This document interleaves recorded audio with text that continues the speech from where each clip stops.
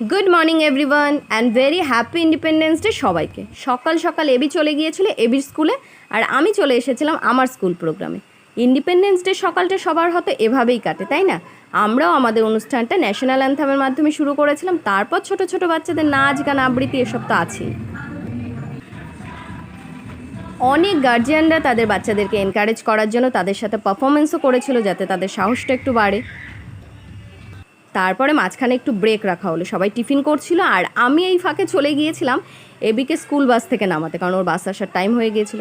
এবিকে দেখে এবির পুরনো ফ্রেন্ডরা তো ভীষণ খুশি।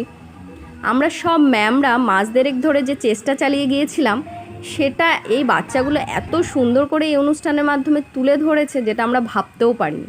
আমরা তো আমাদের ইন্ডিপেন্ডেন্স ডে এভাবে কাটালাম। তোমাদের যদি ভিডিওটি ভালো লেগে থাকে, লাইক কমেন্ট শেয়ার করো। তার আগে চ্যানেলটি সাবস্ক্রাইব করতে ভুলো না। জয় হিন্দ।